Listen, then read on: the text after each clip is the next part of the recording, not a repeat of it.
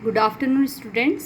आज हम बीएड में प्रयोग किए जाने वाली विभिन्न स्किल्स के बारे में पढ़ेंगे। तो सबसे पहले आज हम ले रहे हैं पुनर्बलन कौशल का अभ्यास करना, रेनफोर्समेंट स्किल। इसमें कौन कौन से घटक का उपयोग किया जाता है, घटक अर्थात कंपोनेंट्स, कौन कौन से कंपोनेंट्स कहाँ पर लगाए जाएंगे वो सब हम पढ़ेंगे। सबसे पहले आता है आपका पीवीआर। पीवीआर का मतलब होता है पॉजिटिव वर्बल रेनफोर्समेंट, अर्थात धनात्मक पुनर्बलन। जब भी बच्चे से हम क्वेश्चन करते हैं और बच्चा उसका आंसर करता है तो हमें उससे रेनफोर्समेंट देना है। कैसा रेनफोर्समेंट देना है? पॉजिटिव, यानी धनात्मक पुनर्बलन देना है, जिसमें हम क्या कहेंगे? अच्छा, बहुत अच्छा, वेल डन, वेरी गुड, है ना, इस प्रकार से, शाबाश। तो ये पीवीआर के अंतर्गत आता है। अगला कंपोनेंट है आपका पीएनवीआर, अर्थात पॉजिटिव नॉन वर्बल रेनफोर्समेंट, धनात्मक अशाब्दिक पुनर्बलन। अर्थात धनात्मक अशाब्दिक मतलब जहाँ पर हम शब्दों का प्रयोग ना करते हुए जब हम बच्चे से क्वेश्चन करने पर सहमत है तो हमें उसे धनात्मक अशाब्दिक पुनर्बलन देना है। जैसे जब बच्चे ने आंसर किया तो कभी हमने उसकी पीठ थपा दी, या ताली बजा दी, या बच्चों के द्वारा कक्षा में ताली बजवा दी। तो ये होता है आपका धनात्मक अशाब्दिक पुनर्बलन। अगला कंपोनेंट है ईवीआर, एक्स्ट्रा वर्बल रेनफोर्समेंट, अर्थात अतिरिक्त शाब्दिक पुनर्बलन। ठीक है, अतिरिक्त शाब्दिक पुनर्बलन में जब हम किसी कुछ पढ़ाते हैं या कुछ क्वेश्चन करते हैं और उसमें उदाहरण होते हैं, जैसे हमने तत्सम शब्द ही ले लिए, जैसे तत्सम शब्द पूछ लिए कि तत्सम शब्द के कुछ उदाहरण दीजिए, तो बच्चों ने बोला अग्नि, जल, है ना, और अग्नि, जल, रात्रि, मुख, वानर, इस प्रकार से कुछ 4-5 वर्ड बोल दिए। जब हम वो आंसर कर रहा है तब हम उससे कहते जाएंगे इस प्रकार से, और तो बच्चा उसके कई और उदाहरणों के बारे में बताएगा। तो इसे हम कहते हैं अतिरिक्त शाब्दिक पुनर्बलन। अगला कंपोनेंट है आपका RNR, repeating and refreshing reinforcement, अर्थात अतिरिक्त शाब्दिक पुनर्बलन। आरएनआर का प्रयोग हम कब करते हैं? जब हमने किसी से कोई क्वेश्चन किया है, जब बच्चे से हमने क्वेश्चन किया है और बच्चे के उस आंसर से, जब उसने आंसर किया उस आंसर से हम सेटिस्फाई नहीं हैं या उस आंसर को हम और अच्छे से एक्सप्लेन करना चाहते हैं, तब हम कौन से कंपोनेंट का यूज करेंगे? आरएनआर का। यानी कि हमने उससे पूछी है किसी तत्सम शब्द का अर्थ ही पूछ लिया और हम उसके अर्थ से, मतलब कि उसने कुछ 1-2 लाइन में अर्थ समझाया, लेकिन हम उसके अर्थ से सेटिस्फाई नहीं हैं, हम उसे और भी कुछ बताना चाहते हैं, तब हम आरएनआर का प्रयोग करते हैं। अगला कंपोनेंट्स आता है WPABB, अर्थात writing pupils answer on black board. WPABB का यूज़ कब करते हैं? जब हम ब्लैक बोर्ड पर लिख रहे होते हैं, छात्र के उत्तर को श्यामपट्ट पर लिखना। जब कोई क्वेश्चन हमने किया, बच्चे ने उसका आंसर किया, तो हम उस आंसर को ब्लैक बोर्ड पर लिखेंगे। ये जब हम WPABB का प्रयोग करेंगे। अब हमने यहाँ पर कंपोनेंट्स पढ़े रेनफोर्समेंट के, अब इन्हें हमें उपयोग कैसे करना है, इसका प्रयोग कैसे करना है लेसन प्लान में, वह भी हम देखेंगे। हमने लेसन प्लान लिया, पाठ योजना डालेंगे। क्रमांक 1, स्टार्टिंग में छात्र अध्यापिका का नाम, यहाँ पर आपका पढ़ाने वाले का, शिक्षक का नाम आ जाएगा। कक्षा, जिस भी कक्षा को आप पढ़ा रहे हैं उस कक्षा का नाम आ जाएगा। प्रकरण में जो आपने प्रकरण लिया है, आपने कोई कविता ली है, कहानी लिया है, या फिर आप मैथ्स में कुछ समझा रहे हैं, तो आप वहाँ पर आपका वो प्रकरण हो जाएगा। यहाँ पर हमने जीवन परिचय लिया है तुलसीदास जी का, इसलिए हमने प्रकरण में जीवन परिचय तुलसीदास जी का लिखा है। उद्देश्य क्या है हमारा? पुनर्बलन कौशल का अभ्यास करना। फिर यहाँ पर दिनांक, समय 5 से 7 मिनट, विषय हमारा हिंदी है, जीवन परिचय लिया इसलिए विषय हमारा क्या है? हिंदी है। यहाँ पर 3 कॉलम बनेंगे, छात्राध्यापिका व्यवहार, विद्यार्थी व्यवहार और घटक। सबसे पहले अब हम क्वेश्चन करेंगे। हमारे क्वेश्चन का सीरियल ऐसा होना चाहिए कि जो बिल्कुल सीक्वेंस में हो, बिल्कुल सरल से कठिन की ओर। भक्ति काल के प्रमुख कवियों में राम भक्त कौन थे? हमने क्वेश्चन किया, बच्चों ने आंसर किया। भक्ति काल के प्रमुख कवियों में राम भक्त तुलसीदास थे। तो यहाँ पर जो छात्र व्यवहार में आएगा वो बच्चे जो आंसर कर रहे हैं वो हमें छात्र व्यवहार में लिखना है। जहाँ पर शिक्षक क्वेश्चन कर रहा है उसे हम कहाँ पर लिखेंगे, यहाँ पर हम शिक्षक व्यवहार में लिखेंगे।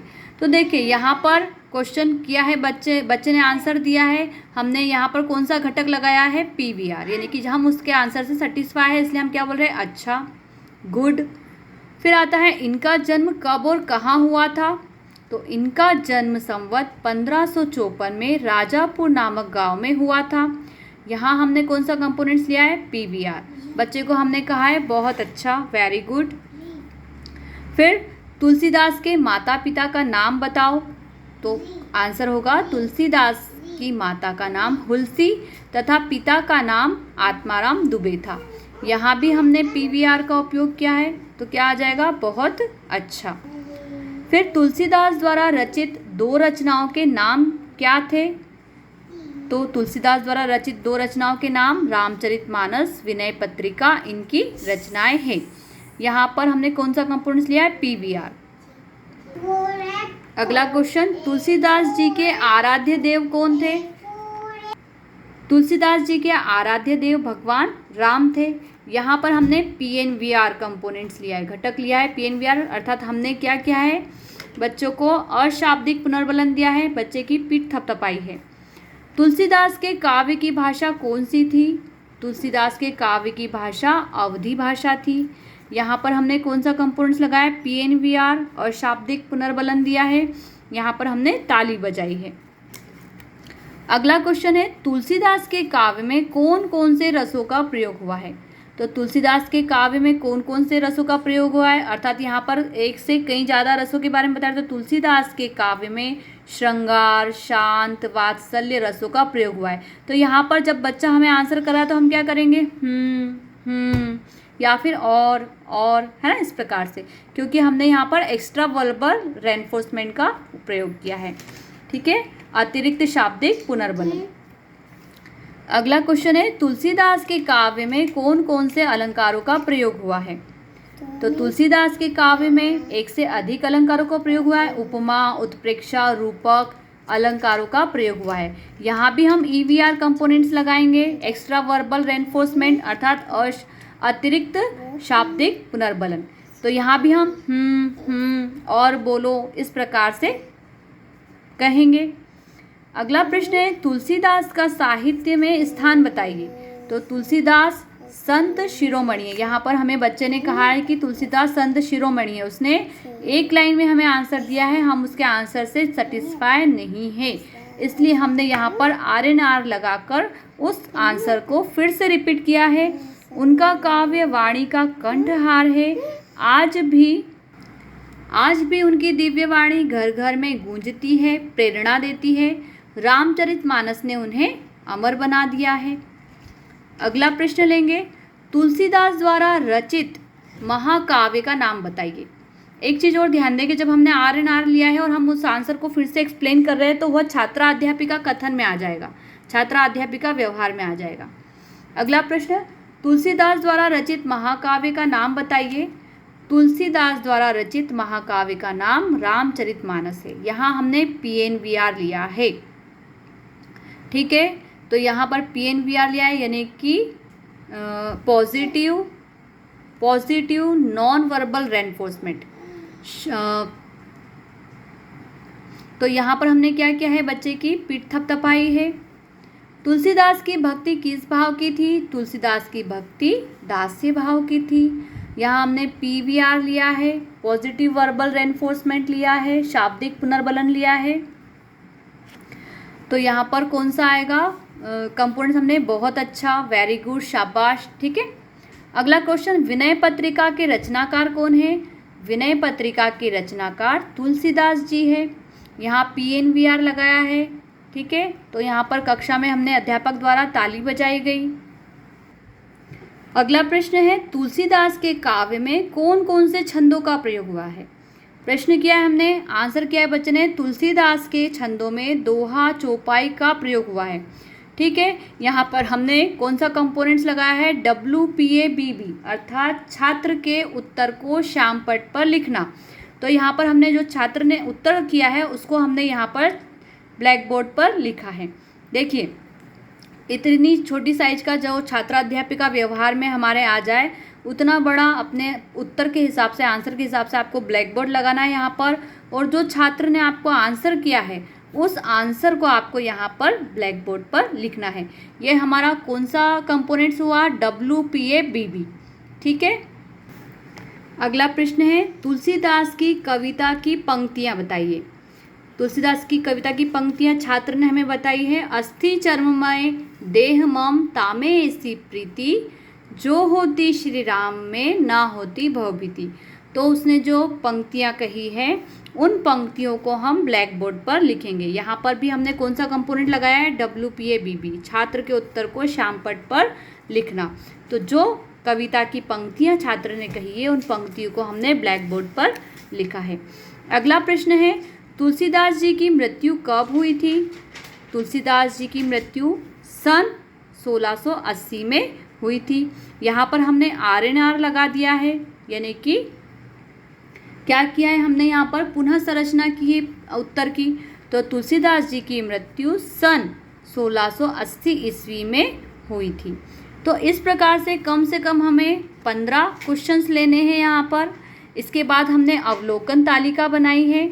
यहाँ पर हमने संख्या क्रमांक डाली है, कितने कंपोनेंट्स का यूज़ किया है हमने, उतनी संख्या है, 1 2 3 4 5 कंपोनेंट्स है। इसके बाद घटक कौन कौन से लिए हमने, कंपोनेंट्स कौन कौन से? PVR है, PNVR है, EVR है, RNR है और WPABB है। अब जिन कंपोनेंट्स का, जिन घटकों का हमने जितनी बार प्रयोग किया है उसे हम यहाँ पर आवृत्ति में लिखेंगे। हमने PVR का 5 बार प्रयोग किया है, इसलिए हमने यहाँ पर आवृत्ति में 5 लिखा है। PNVR का 4 बार प्रयोग किया है, इसलिए PNVR का 4 लिखा है।